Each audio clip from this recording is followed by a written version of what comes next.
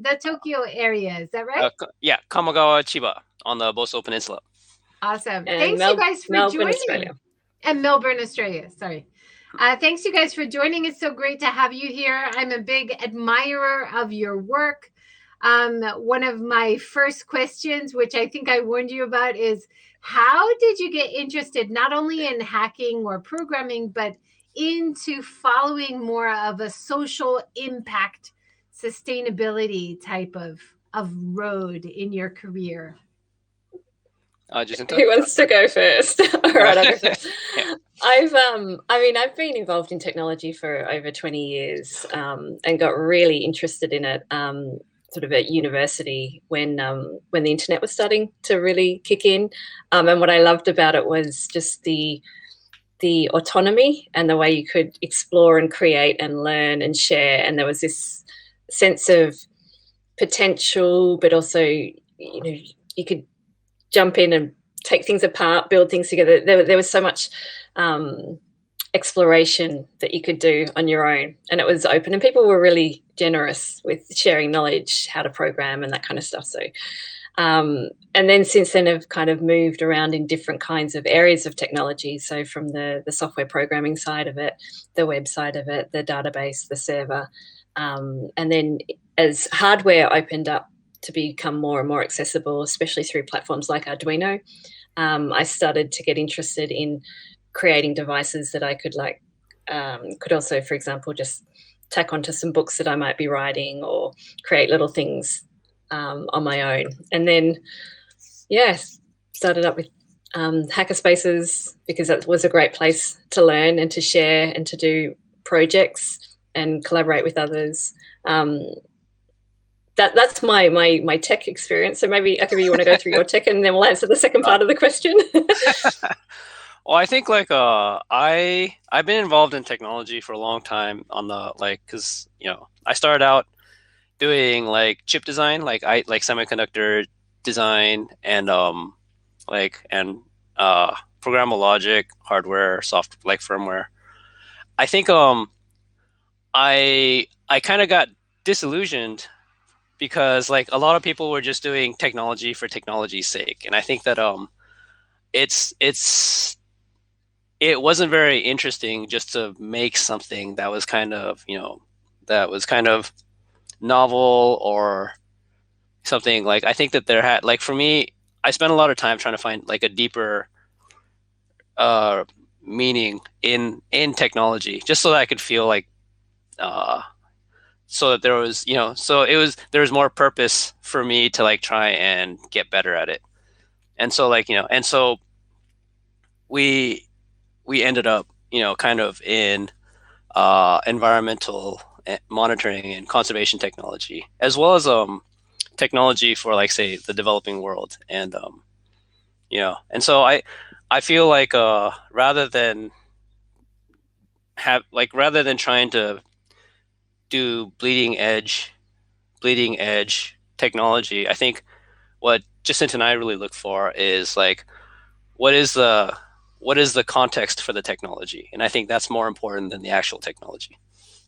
I think I don't come from a computer science background or a electrical engineering background, and so what I enjoy looking at, and also it's provides a lot of meaning. So building, I guess, on what Akiba was saying, is that it was great to be able to build and create things, but then it's kind of so what?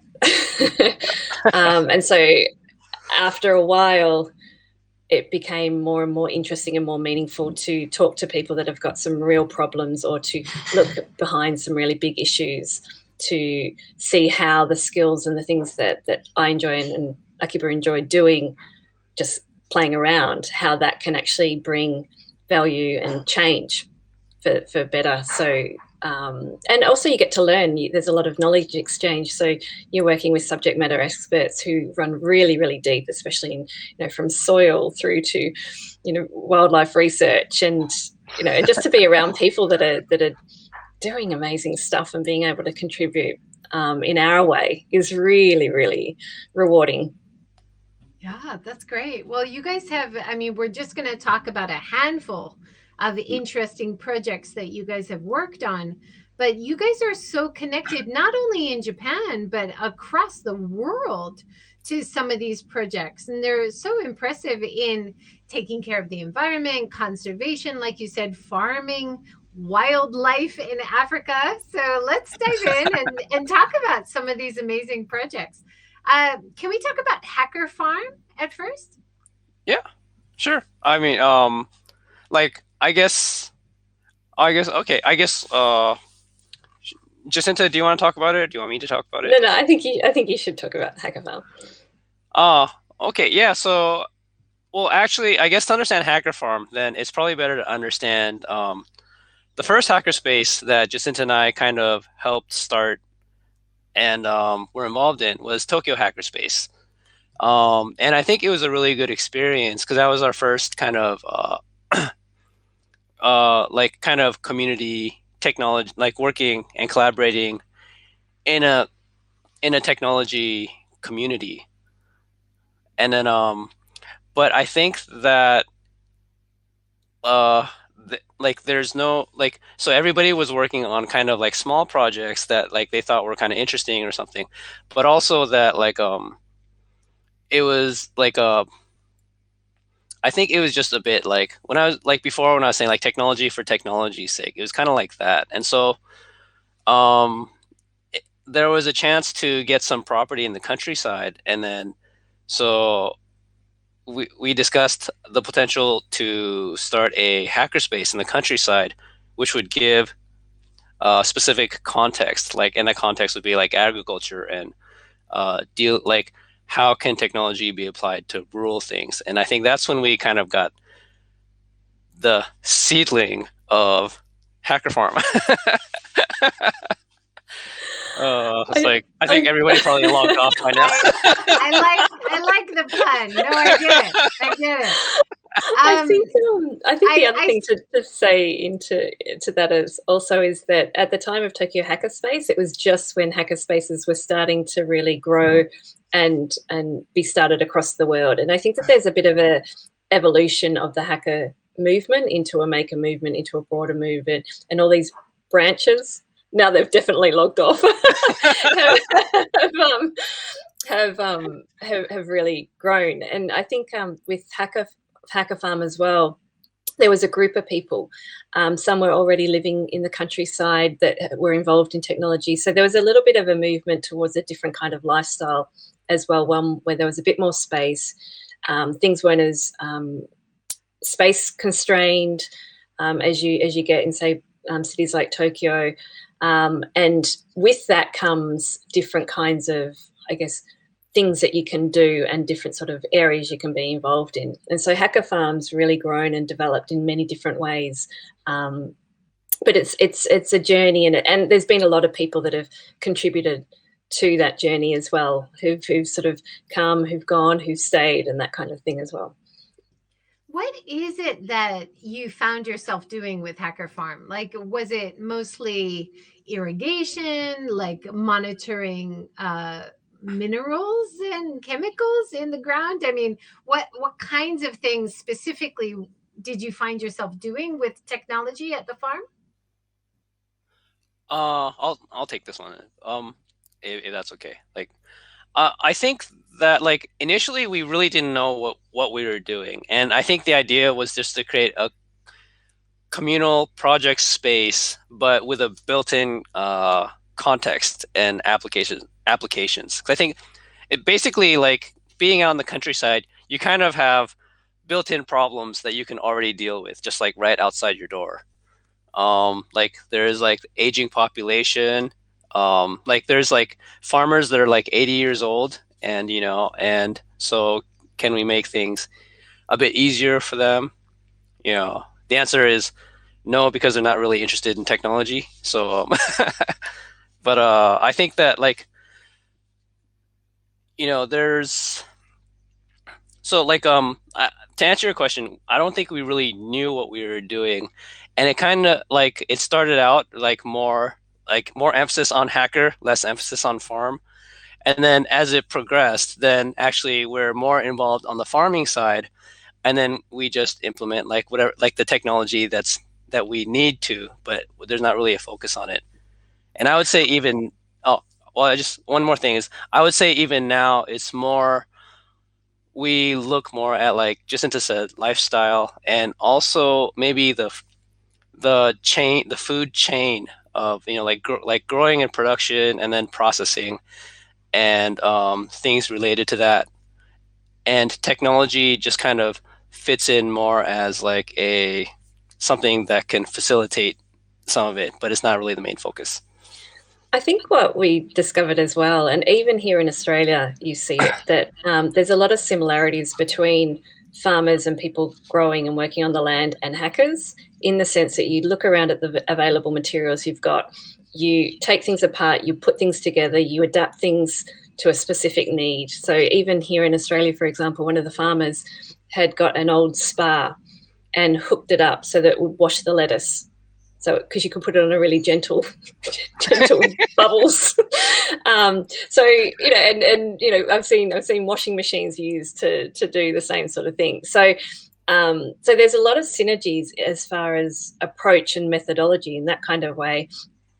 So what we found was that we were getting less and less from the kind of the latest cutting edge, because it often simply doesn't work in the field until it's been proven and tested, and things are muddy, and so we kind of really went back to basics. We kind of joke about it, but we're like, yesterday's technology for today's deployment. That's our tagline. I remember like one of our first projects that we did was called Tech Rice, and then we were going to like automate the monitoring the water levels in rice paddies for farmers, and so we kind of set it up, like we put together like the hardware and the sensors, and then it went, there was a beautiful like web application and a smartphone application, and none of the farmers had smartphones or internet access, and they're like, like if I need something, somebody will just like email or call me, and we're like,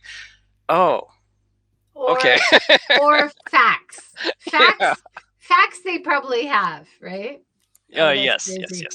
So it was, I think it is kind of interesting. They're like truthfully, agriculture, like industrial agriculture is becoming very like data oriented. And so there is a lot of kind of automation and technology that's happening within it. But if you look in Japan, then a lot of the agriculture is at least in this area, is small scale and kind of done by it's done traditionally, like kind of. So like, That's so really interesting, because you don't think of traditional agriculture like rice farming being able to use technology to make it more efficient. But I visited Kanimitsu miso factory a couple months ago, and it was taken over, like a very traditional company using very traditional methods. But the young couple who's now running it, he said he's done something with programming, hooked up his Raspberry Pi to something to monitor the temperature. And I thought, wow, there is a lot of ways that you can use like new programming or technology or hacking like you guys do in a way that makes it more efficient. So it kind of opened my eyes to that. It's wild. One of the projects we worked on with the International Rice Research Institute in the Philippines is actually monitoring the water level of the rice paddy fields to better manage the irrigation, and also to help farmers transition to a less water intensive method of growing the rice, because the rice actually needs the water at certain times of its growing stage, at certain stages of the growing process. So, and there's other reasons why you flood it, to sort of keep weeds down and so on and so on. But one of the reasons of being able to measure the water level means that you'll be able to irrigate when you actually need to. So you're using less water. So you're starting to see more and more applications like that, where it's something as simple as the water level, or simple as the water level or temperature, actually brings a lot of useful information to better manage and grow things. Yeah, that project actually was fascinating also because unless not so many people are aware of the International Rice Research Institute, but they basically work on rice growing techniques and teach like a lot of developing countries about like more efficient ways to grow rice. And so this project was how to dry farm rice. So rather than flooding. And the reasoning behind it was that they felt that in the future, due to global warming, there's going to be water is going to be more of a restricted resource. And so people will need to learn how to grow rice in arid conditions. And I think, and that's really fascinating too, because they're thinking like 20, 30, years ahead and trying to figure out what, growing techniques for the future. And I think and they were also one of the organizations behind like the Green Revolution in India too. That's really cool. So that is a perfect segue into monitoring the water tank of the Dalai Lama. Tell us about that. Oh, so this was a project in 2012. Oh, I think we lost Jacinta. She'll be back. This was a project in 2012 where Jacinta and I went up to Dharamsala in the Himalayas, and this was a project we got put onto it by someone from UNESCO, and it was to teach workshops to the local Himachali and Tibetan communities out in Dharamsala, and it happened to be where also the Dalai Lama lives and kind of gives his lectures. And so one of the or as part of the workshop to teach the Tibetans about how to use these sensors was to install a water level monitoring, basically a sonar based water level monitoring system onto the water tank that's for the Dalai Lama and his temple. And so that was really fascinating too, because we had to get cleared by security in Dharamsala. This is for the Tibetan community in exile, and and I think a lot of the students were really excited to be working on a project that was actually there was a specific application for it, and we ended up installing devices also for some other monasteries too, like the Tibetan Institute for Higher Learning, et cetera, et cetera. But sorry, what? I was just going to say, the other thing that comes out from those sorts of experiences as well is that often there's not as much as sort of the hacker community and the open source community are about knowledge sharing and so on. Often access to the materials, to the knowledge is more difficult in different parts of the world. So one of the things that has become more and more important for us is that kind of access, is that sharing or teaching and doing those sorts of workshops. But then you're keeping in mind that, well, can people get access to replacement parts and that kind of thing if they are doing things? So there's a whole chain of consideration when you're looking at countries or in areas that don't have the infrastructure or even the logistical supply chains set up in the way that, say, here in Australia we do. And apologies if my internet gets a little clunky. We've had some wild weather over the past couple of days. That's okay. We can see you and hear you fine. And we've got two guests, so you can play off each other. Wonderful. It's probably a good time to mention your website, hackerfarm, because you have open source links to tutorials and stuff like you mentioned there. Lots of good information. You also sell some products. I don't know how to describe them. They look like little gearboxes to me, but they do stuff. Is that accurate? It's like kind of, we didn't expect you to mention the website because we haven't updated the website in since the pandemic started. No problem. We were like, it's like having a surprise guest when you haven't cleaned the house, and you're like, oh. So but yeah, Yeah. like actually, I don't think. I guess we have to look at it because I didn't know that we were selling stuff. So There's, So- Maybe if you go to Labs. oh, it might be freaklabs. Yeah. Okay. Well, if you go to hackerfarm.jp, there's some teardowns, there's some tutorials, there's some information about some of the projects that we've been working on. Freaklabs, conservation.freaklabs.org is where we're also got some of the projects that we're working on, particularly with one in particular is called Boombox, where we're working with a doctor of behavioral ecologist from Princeton University, and she manages Snapshot Serengeti. And officially, a few other... she's a fear researcher. Yeah. Is that like fair trade? And so we like fair researcher? So like fear response in animals. So she studies predator prey interactions and basically how animals display fear. It's absolutely fascinating. But I think for our audience, to give them the impression, we should show the video first. Can we do that? Oh yeah. Let's do that. Yeah. I'm gonna get rid of everybody because you need the full experience, guys. Yeah. This is great. So can you introduce this before we show the video? I actually, because which one are you going to show? The one with the hyena or the one with wild boombox in action? So the animals. So basically, the device we created attaches to an existing camera trap, and when the camera trap is triggered, it plays an audio sound and records the animal's response. Yeah. Oh, and if you don't know what a camera trap is, it's a motion activated video recorder, and it's used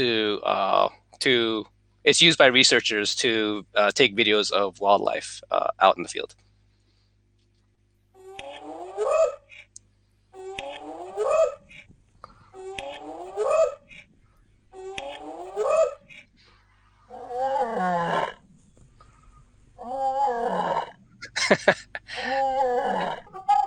Zebras are chicken. Oh, that one's super cute. Oh, there's one after this too. So just in case you.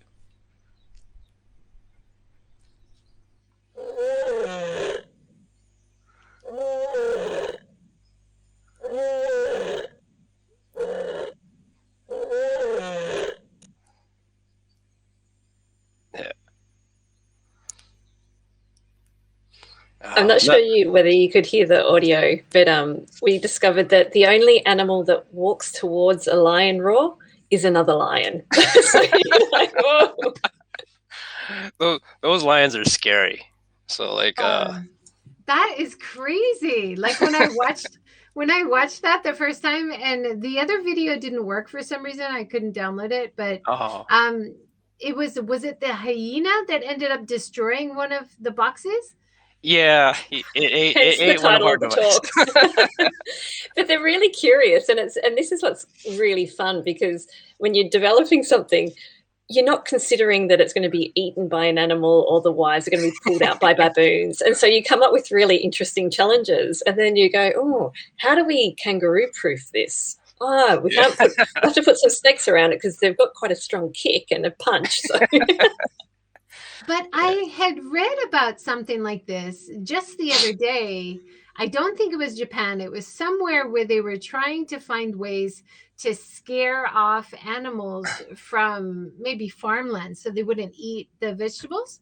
And so they were trying this out as like an ethical, more humane way to get animals away from where people are or where they might cause destruction for farmland or something. So there's a lot of very ethical knock-on effects to this kind of research. It's so fascinating. Yep. How did you get interested in this project or hired?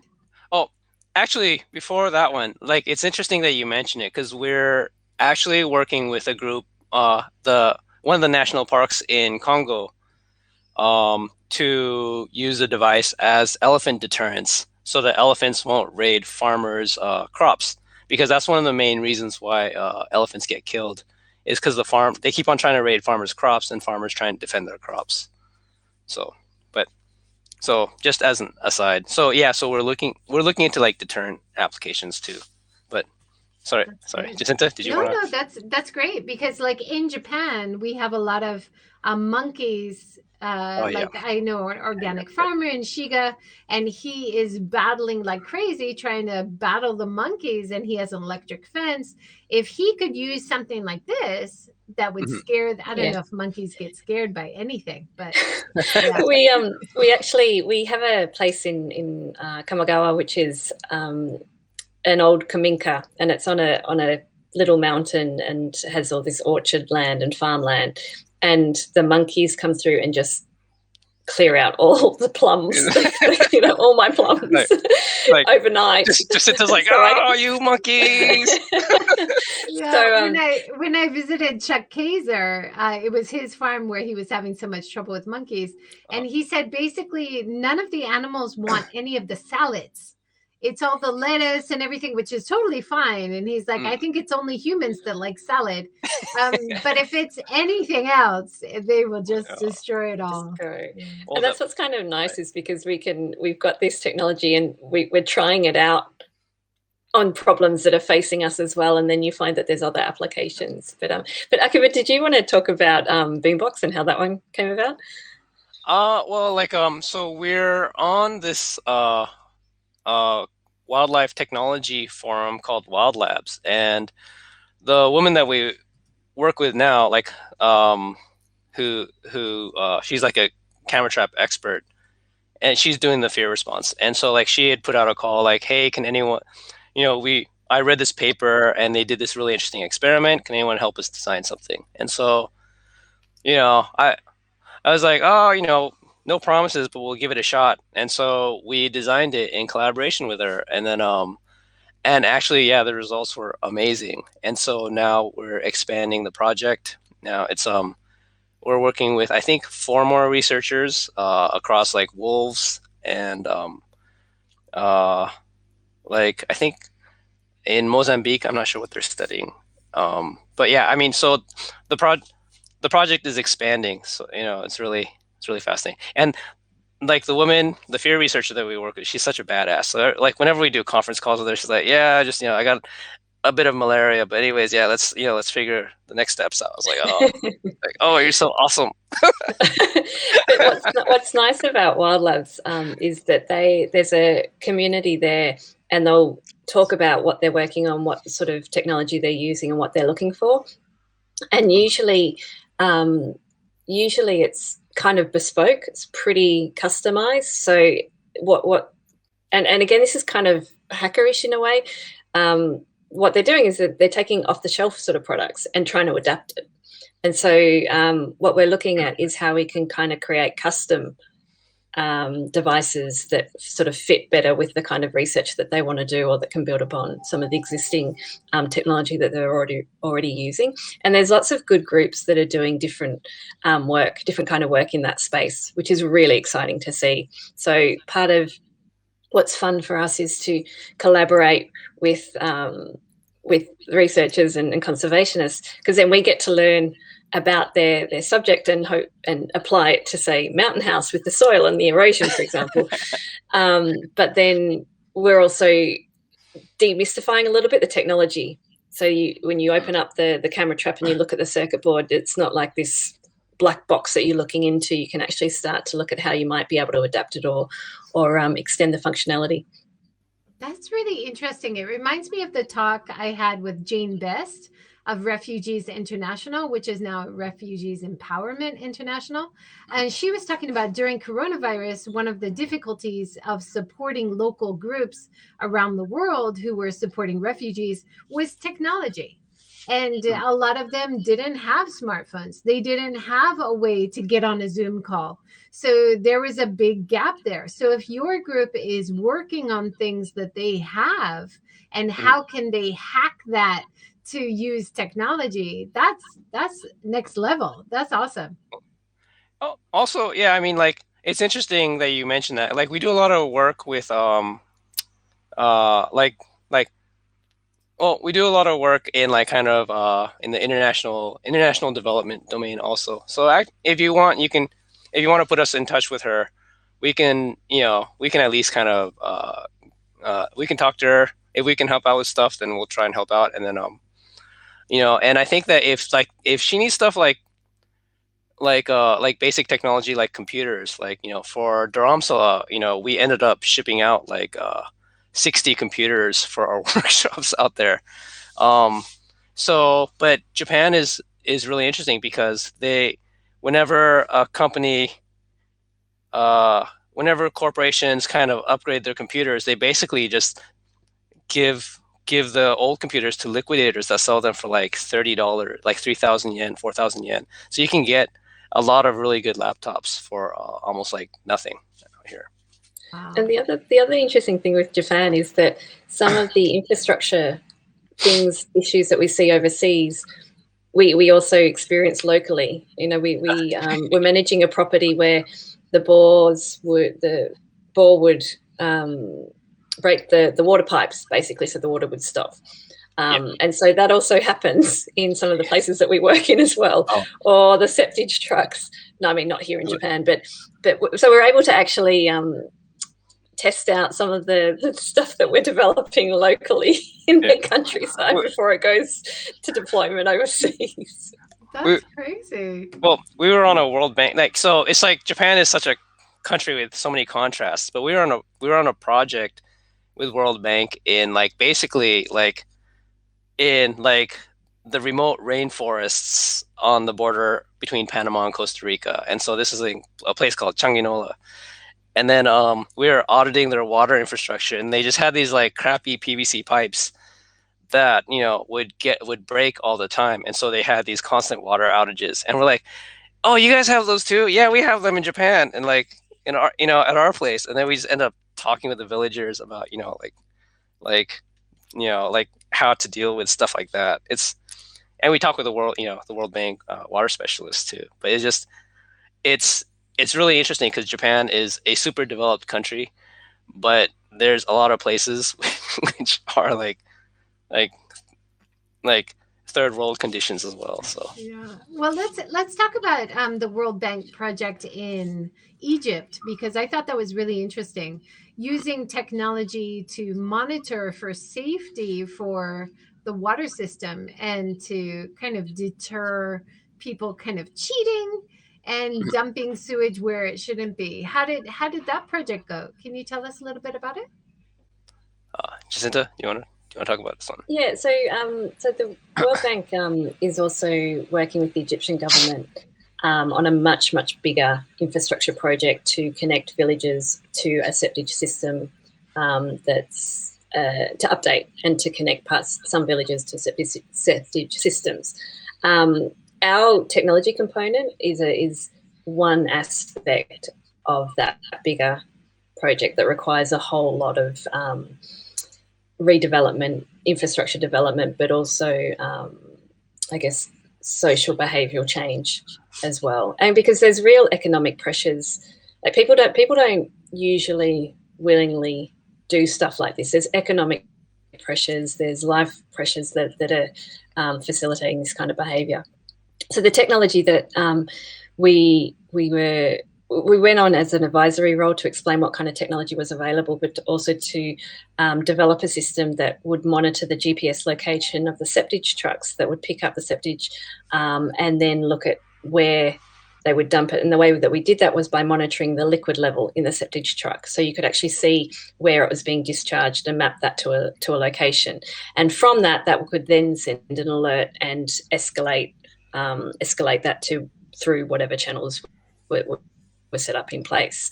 And it's just fascinating because this is the other thing too that's sort of sometimes difficult is to kind of get our head around, is because these projects are 5-10 years in development, 15-20 years. So the infrastructure to be built, all that kind of social change, behavioural change, all that will takes time. And so our piece of technology slots into it, but often you may not see the results, or it may not be implemented for 5 years or 10 years, but because there's so many different elements. I think it was also really interesting because, like we were brought on to solve like a technical issue, which is like to use technology to prevent illegal dumping of water, septage into the Nile River. But actually, the technology was the easiest problem to solve because we had to navigate like politics.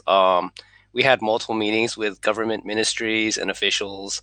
The picture you're showing is Jacinta talking to the villagers who are complaining about, not being connected to the sewage network. I think, and it's, and the thing is that, and the solution that we developed would have to be rolled out countrywide. And so it'd be like kind of on all the septage trucks in the country. So we had to help them figure out how they're going to locally manufacture it, and source and maintain the components for it. It was just like this, it's actually, the technology was the easy part. Like we got that working in a couple months, but everything else just took a long time. And it was a massive project. It was like $500 million infrastructure project, an aid package through the World Bank. So it was there was a lot of moving parts to it. I think that's the other interesting thing too, is that it's not often, you can get a prototype, you can get a pilot going pretty quickly, but the effectiveness of the technology, there's so much more involved. And even in the wildlife community, we've seen that as well, is that you can do the prototype, you can get it collecting data, you can get it in a site pretty easily. But beyond that, how do you maintain it? How accessible, how long will it last? So one of the things that we focus on, especially when we're doing, say, courses or showing people how they might build their own data logger, for example, using Arduino because it's open source, is to look at not just getting the code onto it and going, oh, look, I can monitor, I can trigger the PIR sensor, but how would I actually get it into the field, and how would I actually maintain it, and how all those sort of logistical things. So and the different considerations, you're looking at power, you're looking at how heavy it weighs, you're looking at access to it when you've got grubby fingers or wet fingers, or you're looking at baboons. And so the actual technology that's used kind of tends to diminish as you go along, and all these other considerations come into it. Yeah.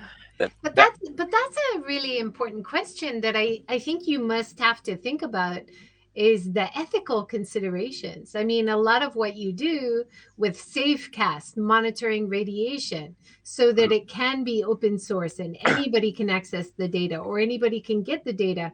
There's always going to be, what is the argument? Like junk in, junk out in terms of technology, right?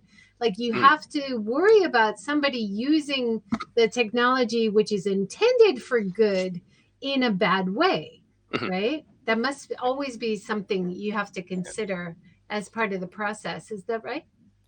Yep, exactly. I think for SafeCast, there was multiple ethical issues that we had to weigh, but one of them, of course, was like we'd be monitoring radiation, and then there was one area that suddenly one of the sensors just suddenly went super hot. And all these people in the area started messaging and trying to contact people at SafeCast because one of the sensors was like basically spiked. And what had happened was that the air conditioner was dripping water onto it. It's just like kind of, and so it just caused. Sorry, there's a mosquito here. Sorry, I'm very anti-mosquito, but So basically, it was just a malfunction. And so, but the thing is, because there's an audience of people that rely on that information, and we actually do need to think about how to keep, it is a failure if it malfunctions because people rely on it. Luckily it wasn't like life. It wasn't like a life and death situation. But another thing that we had to grapple with for SafeCast was the government didn't want us to publish any data, and so to the point where they would threaten to arrest us and basically anybody that was publishing data without kind of the government's permission. And so that was like in the early days, like right after the disaster. And so like, and when they publicly announced that, you know, like there would be legal repercussions for anyone that was associated with the illegal dissemination of information regarding radiation, then we lost all our sponsorships. We, you know, like we had to grapple with, okay, so like this is the contingency plan if there is like kind of legal issues. And basically, yeah, so, and there's threats of arrest. So like, I think there are like considerations to think about when you especially if you're dealing with like monitoring and data, you know, and especially for something like for Safecast with the radiation data, it was that was very politically sensitive too. So like, you know, and there's a lot of, so yeah, there are things to really consider. It would be similar for environmental monitoring as well, right? For a polluter, or, you know, like some company that has a lot of power. And this is not only in Japan, but even for me, like talking about beach cleaning and what kind of trash we're finding and sharing that data. You know, I know that there's certain organizations which are creating that trash, which have a lot of power. So if you're creating something that's going to apply more transparency to society and to our environment to make it safer for everyone, but there are interests which don't want that information shared, right? That's a interesting dilemma. Yeah. Well, sorry, Jacinta. I think data more and more. Am I frozen? I can hear you now. I think data more and more is becoming such an important and tricky thing to deal with, an ownership of the data. Because even if we look at it as something, if we develop devices and we're deploying it somewhere, who owns that data? And it's a thorny issue. There's no clear, consistent way for that to be discussed or looked at. But I think the important thing at the moment, that at least from our position, is that the accessibility of the data, at least in its raw format, is really important, because that becomes part of the way that people learn and understand about a particular issue. And you can have different viewpoints on the same issue based on the same data. So even going back to agriculture, a lot of the big ag people are moving into the data, especially climate data, because of how important how important it's grown, when, what kind of seeds work, and all that, those sorts of things. So I don't think it's an easy issue, but it's a really important one to be talking about and to trying to address in the way that resonates with views that individuals hold, or at least for us. Yeah. Should we switch gears a little bit and talk about entertainment, because it's not all heavy stuff that you guys do? Let's talk about. We only do heavy stuff. Michael Jackson sneakers. I want to hear this story. Go ahead. So, Jacinta, do you want to talk about this one, or at least the start, the Michael Jackson concert, the tribute concert? No, you go. Okay. You go. You talk. Well, one of the first projects for Tokyo Hackerspace that we took on was our collaborative projects. This was like kind of just after Michael Jackson had passed away, and so the Jackson family were going to do the I believe it's the This Is It Michael Jackson tribute concert. So they were on a tour, and we were contacted by one of the choreographers who wanted us to help out and kind of do something novel for the finale. So Jacinta and I and a couple other people were putting together a lot of different ideas, and we came up with the idea of using electroluminescent wire on clothing when wirelessly controlled.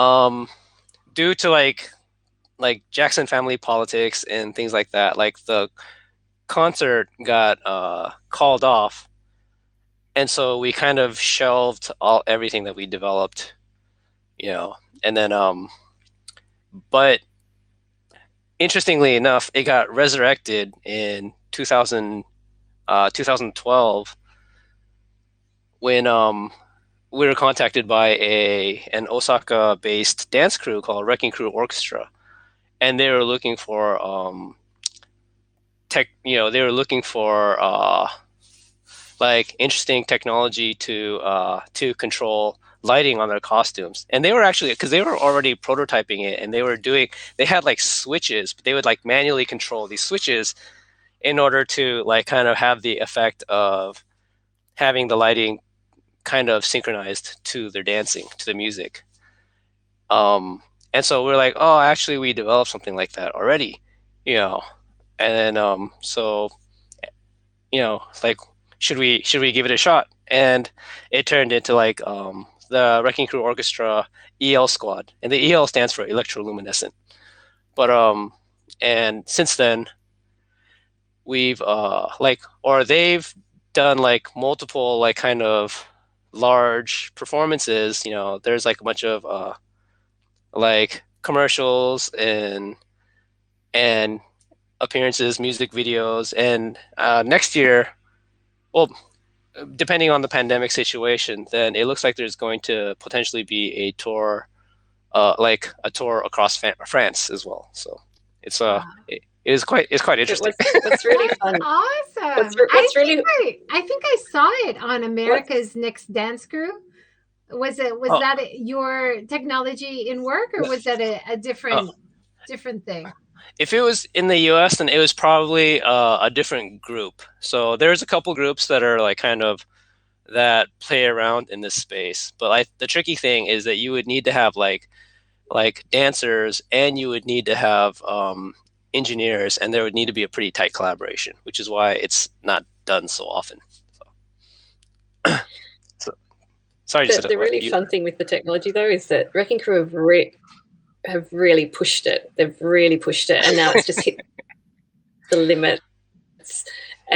But they've also they've fixed their own devices, and you see this understanding of technology. So the conversation changes a little bit, and they're like, "Oh, can we do this? What about if we want to swap out the batteries this way? Can we do that?" And so you just what's nice is that we're starting to work a lot more collaboratively, but they push it pretty hard. So it's another form of rugged technology.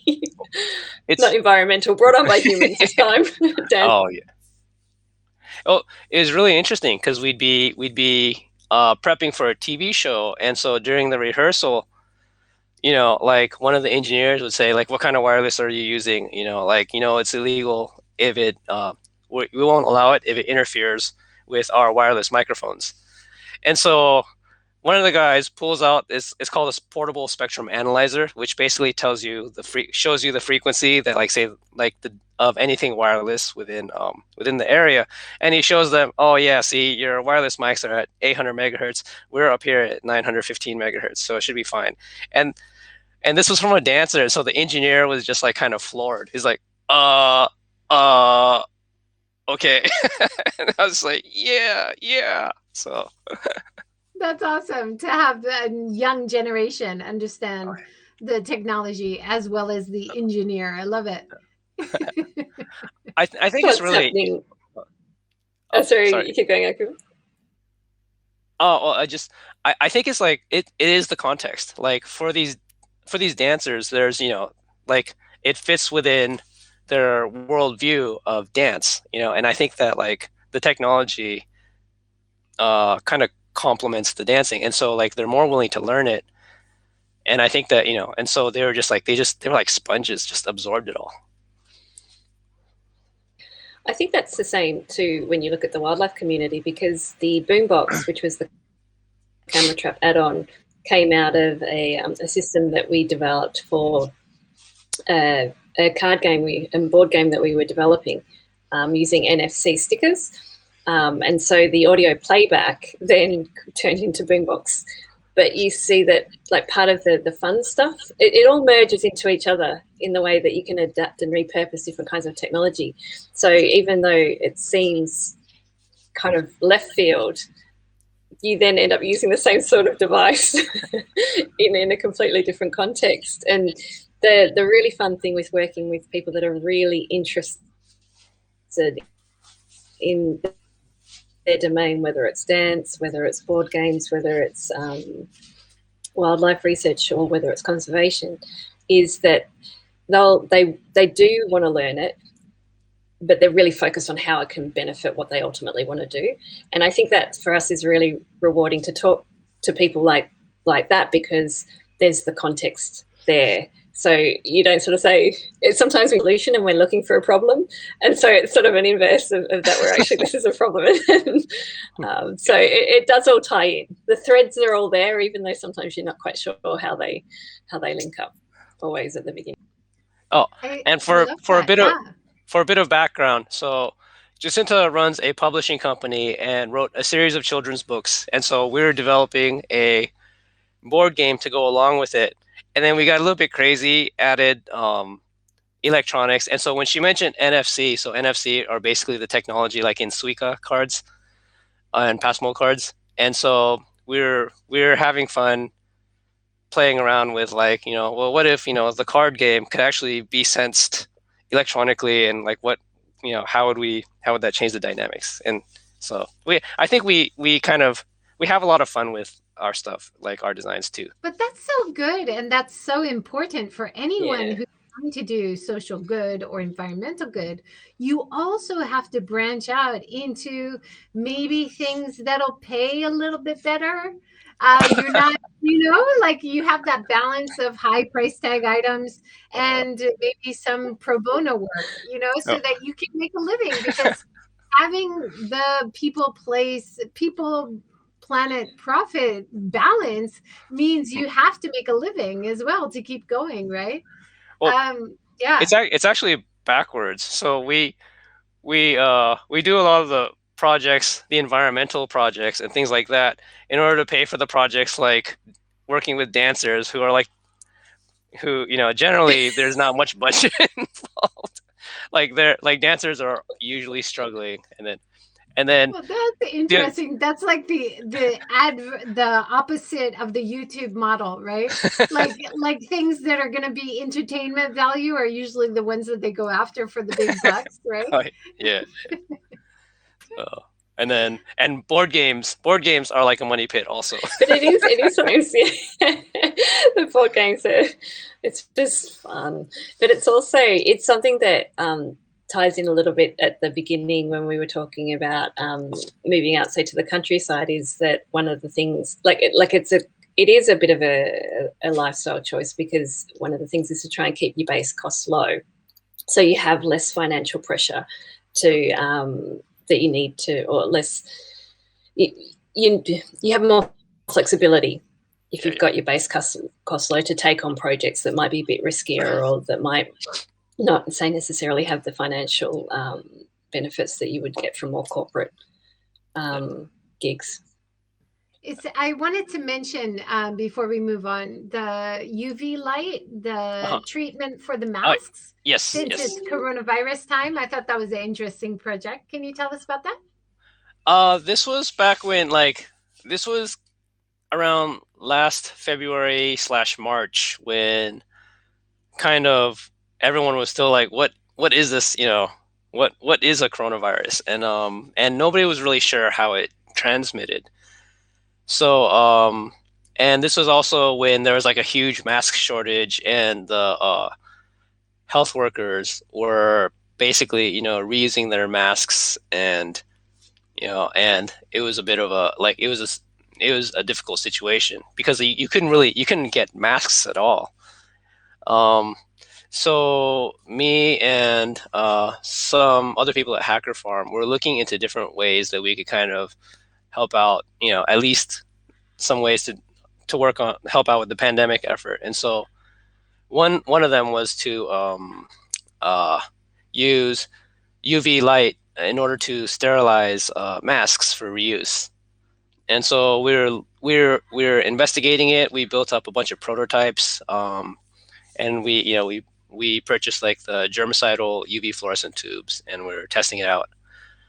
But I think since then, we've learned that COVID passes via aerosols through the air, and so and there isn't a huge worry about surface contamination, which is basically we're designing a system that would do like room level surface decontamination, which ended up not being really an issue.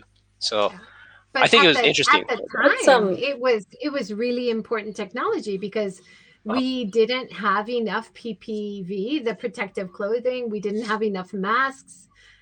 People were unable, so there was all this talk about wash your mask in your rice cooker. Did you see? No, thank you. So I would much rather use your technology. That sounds better. Well, the really interesting thing is that actually what's come out of that now is that one of the other members of hackerfarm is 3D printing a lot of face shields for some of the medical centres. And so she's getting requests continually saying, can we get another 100? Can we get another 200? And so the 3D printers are churning. So it's, and this is what's really interesting about having the tools, is that the tools are there. And so what's the application? What's the need? And so it changes too. So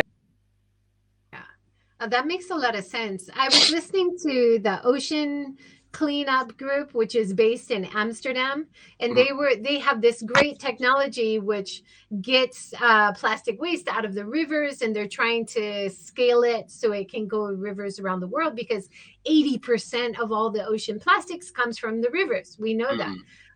But they said one of their first machines had a bespoke piece of equipment which took ages to replace because it was handcrafted. So in that case, you need someone like you guys who would be able to maybe work with 3D modeling machines or something and make that one piece which is broken. There's just so many things from all your different projects that you're doing, which hopefully you'll be able to take that concept and apply it to future models. Like you said, that's awesome. Well, I think that's one of the goals for like wildlife conservation and also environmental monitoring, which is that I think is creating new tools, that basically new tools and skill sets for like the next generation of, say, wildlife conservationists or people that are doing, like, one of the big things we're working on right now is technology for conservation land management. And there's this organization in Australia called Bush Heritage that manages 30 million acres of land. And we're talking with them about how can we baseline it. And I guess maybe Jacinta, do you want to talk more about that? Because you're handling that one mainly.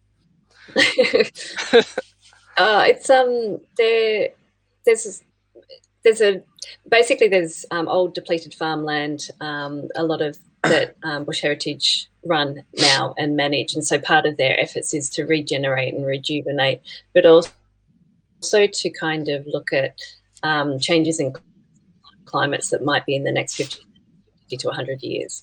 So one of the sites and they run a series of experiments, and we're talking to them about how we can develop different kinds of monitoring systems that might be related to soil, air, water, and even water levels in different creeks and streams, so that they're able to quantify and gather the data, but gather it remotely, because obviously with that much land, going out and manually looking at or manually collecting the data from the sensor station is simply not viable. So that's actually really, really exciting, because it's really long term. There's a clear need and clarity around the benefits that the kind of system would be able to bring. We're And- losing Oh, you, cut out. Jacinta. I Do you think- wanna catch up? Yeah, so we already Okay, got that one. Akiba? I think well, just to finish, because Jacinta explained most of it, but I think one of the larger goals really is to develop a toolkit for not just bush heritage, but for people that are working with conservation land management, and basically to and the main problem they deal with is how do you quantify ecological health? Because normally conservation land managers are trying to either improve the ecological health or to nurse kind of depleted lands back into a healthy state. And so what we're trying to figure out is what kind of parameters can be measured and remotely monitored, and these are like in areas that, like we're working with satellite communications companies because they're like just way like beyond any kind of cellular availability. And but basically, how can we determine ecological health? And I think that one of the goals that we're hoping to come out of this is that we can create a standardized way, a standardized and kind of a process and calibration techniques to standardize on ecological health for specific terrain types, and then that way everybody can start sharing information and and building a scaffolding for and improving just like kind of the general knowledge of that kind of thing. And that's one of the big projects that we're working on right now. That sounds really exciting and really important in many ways. That is our hour, guys. Yeah, we seriously talked about a lot of different topics and a lot of different projects, but there's so much more that I want to talk about. I want to hear more about the entertainment. I want to hear more about the card game. So we'll have to get you guys on again. That was awesome. Thank you so much. Sounds great. Thanks for having us. It's really great.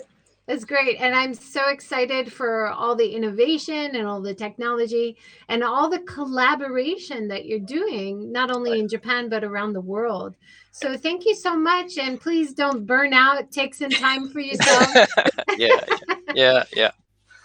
So definitely, I think like during these pandemic days, like we're trying to take care of our mental health as much as possible as well. Yeah.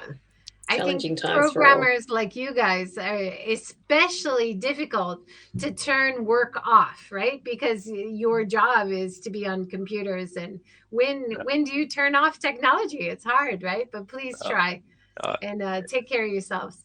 Thank you. Thank you. You too. Thanks. Yeah. Thanks, everybody. Thanks so much for joining. And if you have any questions or comments, please make sure to write them below and we'll try to respond, even if you didn't have a chance to ask them while we were live. No problem. Thank you so much. And I'm actually talking to somebody in an hour's time. In the UK. She is a garbage collector. She's an ambassador for Keep Britain Clean. So she has been documenting all this litter that she's been collecting over the years. She's a writer. It's fascinating. So if you have time, please join us again in 1 hour's time. Thank you so much, Jacinta. Thank you so much, Akiba. That was great. I want to know what a raider is. That sounds fascinating. Did I say raider? A writer. She's a writer. Raider. Okay. Sorry. She's a writer, but also a litter collector. Did I say raider? Maybe in my mind I'm thinking raider because she's awesome. Yeah. Awesome. Sounds really interesting. Good. Thanks a lot. Thank you so much and take care, everybody. And join us again soon.